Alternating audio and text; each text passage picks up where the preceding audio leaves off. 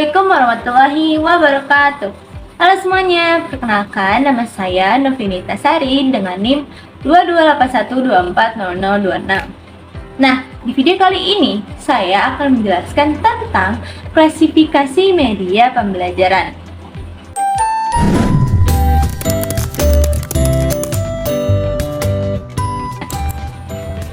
Oh ya, sebelum masuk ke materi itu, coba deh kalian bayangin kalau misalkan saat kita belajar IPA. Misalnya, sistem pernapasan atau struktur sel.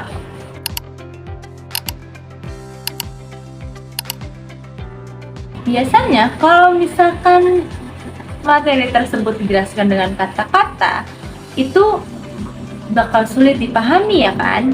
Nah, beda cerita dengan kita melihat gambar, video, melakukan percobaan secara langsung.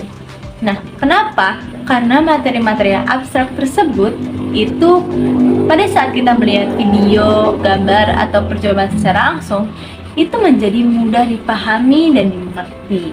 Disinilah peran media pembelajaran itu sangat penting, apalagi pada saat pembelajaran IPA. Nah, pada saat pembelajaran IPA itu banyak konsep-konsep yang susah dijelaskan atau dilihat secara langsung. Media pembelajaran sendiri punya berbagai bentuk supaya menggunakannya lebih efektif. Jadi media-media itu perlu dikelompokkan atau diklasifikasikan.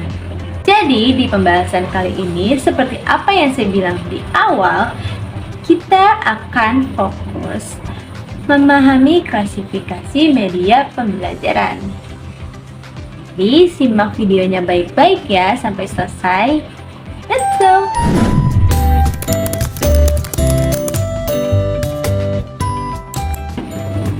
Pasti kalian bertanya-tanya, media pembelajaran itu apa sih?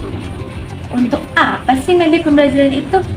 Media pembelajaran adalah segala sesuatu yang digunakan untuk menyampaikan materi dari guru kepada siswa agar materi itu mudah dipahami.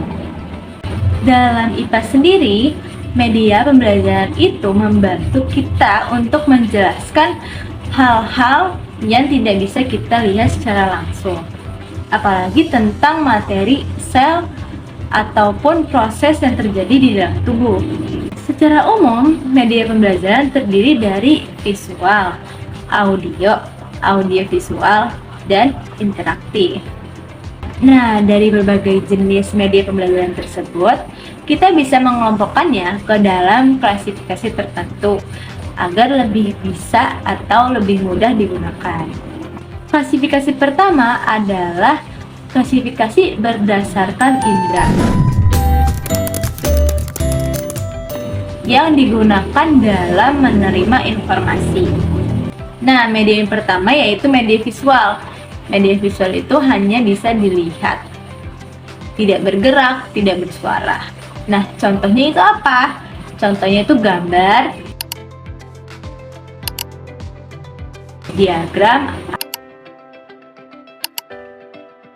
atau grafik. Nah, gunanya untuk memahami bentuk atau struktur. Yang kedua, media pembelajaran audio. Jadi audio itu ya hanya bisa didengar, tidak bisa dilihat ataupun bergerak gitu. Jadi contohnya itu kayak rekam suara saja, kayak rekam suara gitu, kayak pakai HP gitu. Jadi itu nggak ada gambar-gambar sama sekali. Nah, yang ketiga, audio visual. Jadi audio visual itu memakai suara dan video atau gambar. Nah, kayak contohnya itu video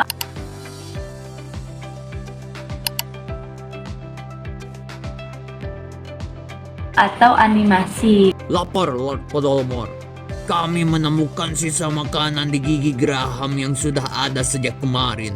Ini pertanda Kayak dari YouTube atau dari kartun-kartun seperti itu. Jadi dia ada suaranya dan dia bergerak gitu. Menurut kalian, mengapa video itu lebih mudah dipahami dengan atau dibandingkan dengan membaca saja? Karena informasi itu diterima oleh dua indera sekaligus.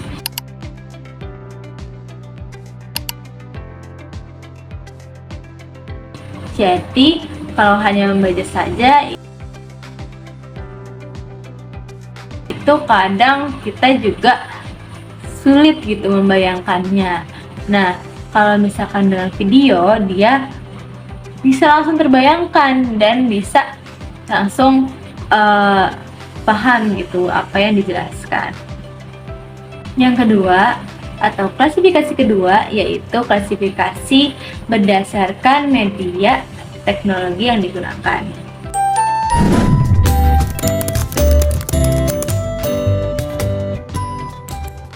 Yang pertama, yang tradisional atau media tanpa menggunakan teknologi digital. Contohnya ada buku atau papan tulis.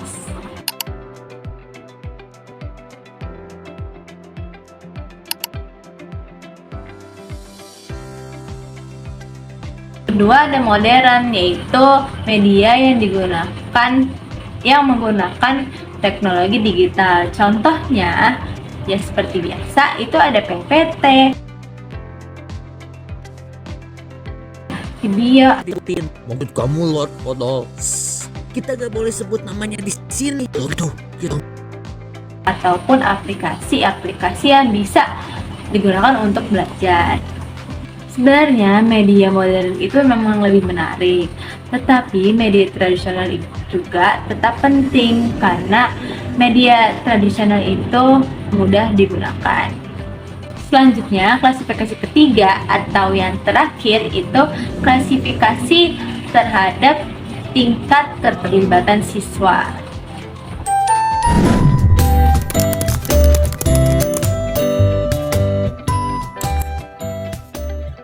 Nah, klasifikasi terhadap tingkat keterlibatan siswa itu yang pertama ada pasif, yaitu siswa hanya diam saja.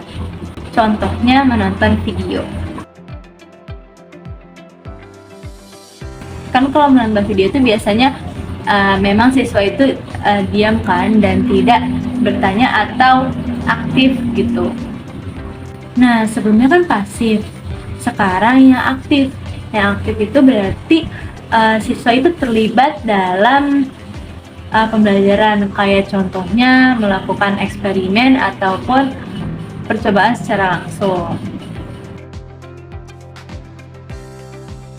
Sudah selesai pembahasan atau materi tentang klasifikasi media pembelajaran, kita akan beralih ke simulasi media pembelajaran tersebut.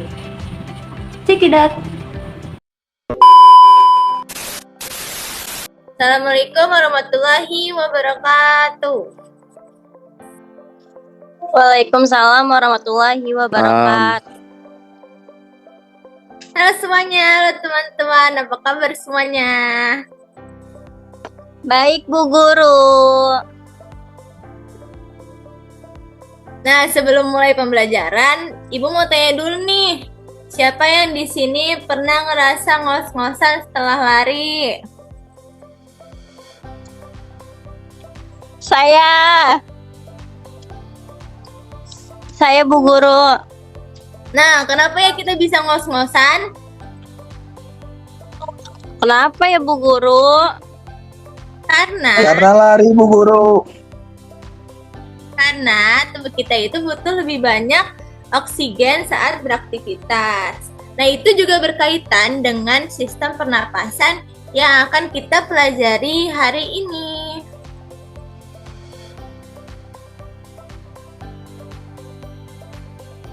Mengerti Bu Guru.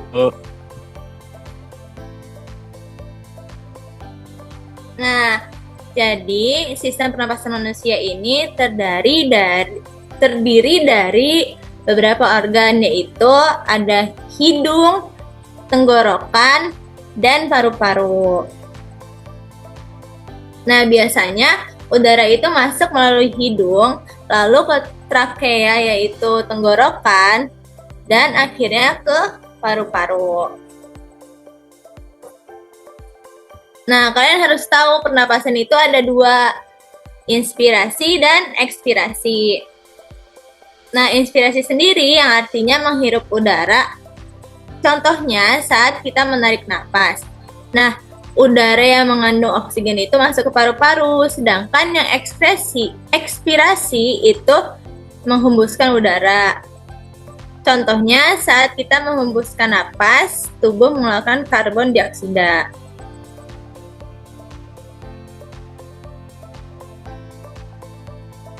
Nah, apa sih yang terjadi di paru-paru? Di paru-paru itu ada bagian kecil yang namanya alveolus. Nah, di sini juga terjadi pertukaran gas. Oksigen masuk ke darah, lalu karbon dioksida keluar dari darah. Jadi, paru-paru itu seperti tempat tukar gas di dalam tubuh kita. Nah, kalian harus simak video YouTube ya, sebentar.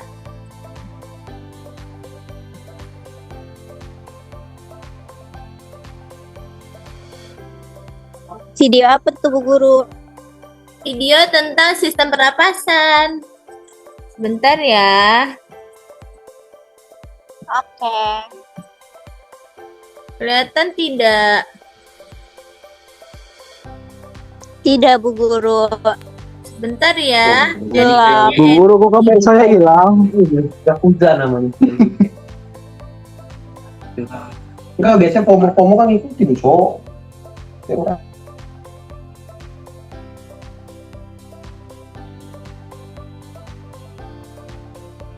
Ada nggak?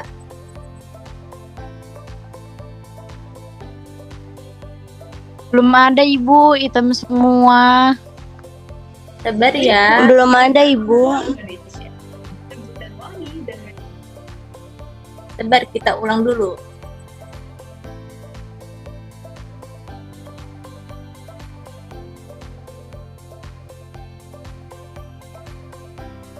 Manusia, hewan maupun tumbuhan, sebagai makhluk hidup, kita perlu oksigen untuk hidup. Waktu bernafas, kita mempunyai organ-organ yang bekerja sama dan membentuk sistem organ yang bekerja mengatur oksigen yang ada di lingkungan hidup sampai pada setiap sel yang kita butuhkan. Oksigen ini tidak tersedia di dalam tubuh makhluk hidup. Kita mendapatkan oksigen dari lingkungan sekitar kita. Bernafas artinya kegiatan menghirup atau memasukkan oksigen dari lingkungan hidup dan mengeluarkan karbon dioksida dan uap air melalui alat pernafasan kita. Kali ini kita akan mempelajari lebih lanjut tentang organ-organ pernafasan manusia.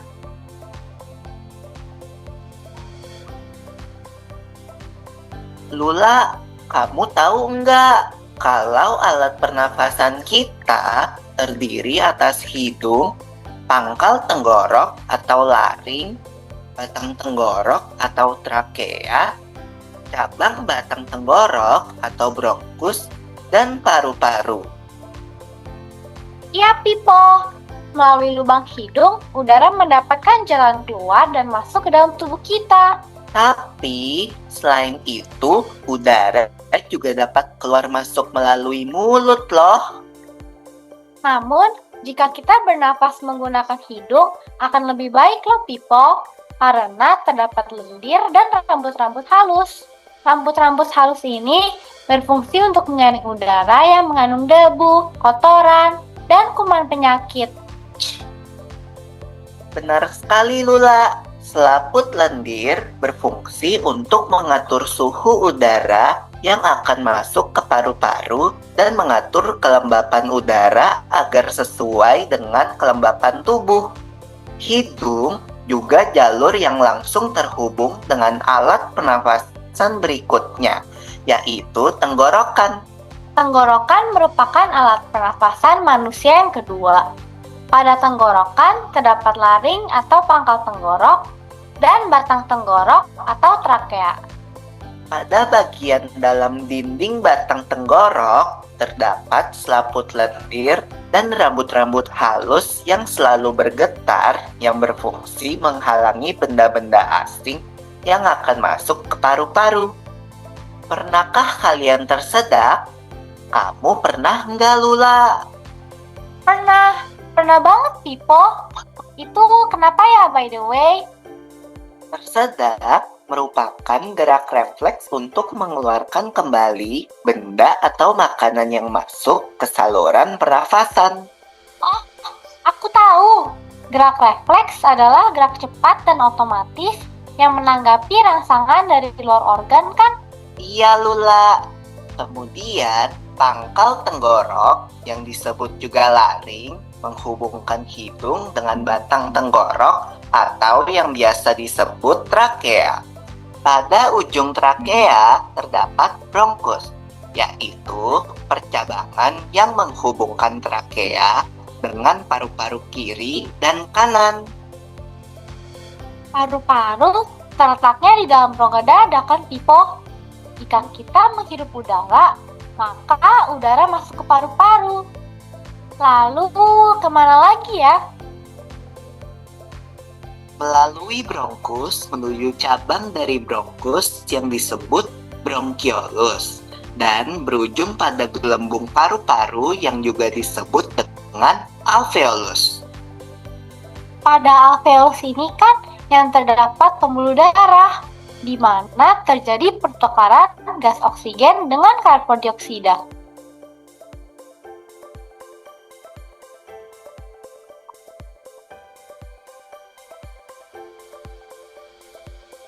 Well, Pipo, tahu gak kalau sistem pernafasan kita terdiri dari dua, kan? Yaitu sistem pernafasan dada yang umum kita lakukan dan juga sistem pernafasan parut. Jelasin dong, Pipo, apa sih perbedaan detailnya? Pernafasan dada terjadi karena gerakan tulang rusuk oleh otot-otot antar rusuk. Pengambilan udara terjadi saat otot antar rusuk berkontraksi atau mengerut, sehingga tulang rusuk terangkat ke atas, menyebabkan rongga dada dan paru-paru membesar. Oh, begitu. Berarti pengeluaran udara terjadi saat otot antar rusuk berelaksasi atau mengendur. Saat itu, tulang rusuk turun ke posisi semula, menyebabkan rongga dada dan paru-paru mengecil, kan? Ya, benar sekali. Lalu menurut kamu, bagaimana dengan pernapasan perut kita, Lula? Aku belum yakin banget sih, Pipo. Jelasin dong. Pernapasan perut terjadi karena gerakan otot diafragma, yaitu sekat yang membatasi antara rongga dada dan rongga perut. Pengambilan udara terjadi saat otot diafragma berkontraksi. Posisi diafragma mendatar menyebabkan rongga dada dan paru-paru membesar. Berarti pengeluaran udara terjadi saat otot diafragma berelaksasi. Posisi diafragma melengkung ke atas, lalu menyebabkan rongga dada dan paru-paru mengecil. You're right, Lula. Lalu, gimana kalau kita sesak nafas karena banyak asap? Itu akan kita bahas lagi dalam video selanjutnya.